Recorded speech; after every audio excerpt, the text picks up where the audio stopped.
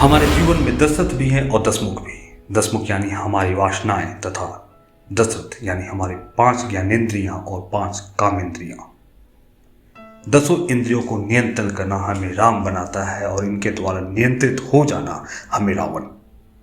इस धरती पर जन्म लेने वाला प्रत्येक मनुष्य दशरथ ही होता है, किंतु इसके बाद भी प्रत्येक मनुष्य के जीवन में राम रूपी ज्ञान, लक्ष्मण रूपी वैराग्य, भरत रूपी भक्ति और शत्रुघ्न रूपी साहस का भाव रहता है, क्योंकि हम परमात्मा प्रदत्त इस शरीर रूपी दशरथ को भुला देते हैं और अपनी इंद्रियों को नियंत्रित करने के स्थान पर हम अपनी इंद्रियों के द्वारा ही नियंत्रित होने लगते हैं।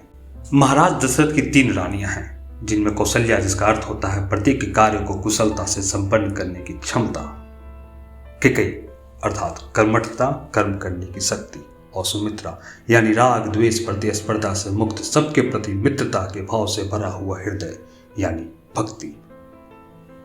जैसे महाराजा दशरथ ने तीनों के साथ सुंदर संतुलन बनाकर रखा हुआ था, यदि वैसा ही संतुलन मनुष्य अपने अंदर अवस्थित कुशलता अर्थात युक्ति, कर्मठता अर्थात शक्ति और मित्रता अर्थात भक्ति रूपी भावों से बना कर रखे, तो इस संसार की प्रत्येक देह में राम का अवतरण हो जाएगा। तब इस जगत की प्रत्येक देह ही अयोध्या हो जाएगी।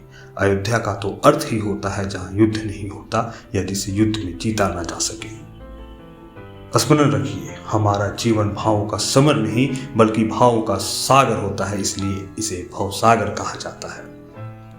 अग्नि मात्र जलाने का काम नहीं करती, वह जिलाने और चलाने का काम भी करती है। प्राण अग्नि यानी राम को प्रज्वलित रखने के लिए प्राण वायु यानी पवन पुत्र हनुमान का संपर्क आवश्यक होता है।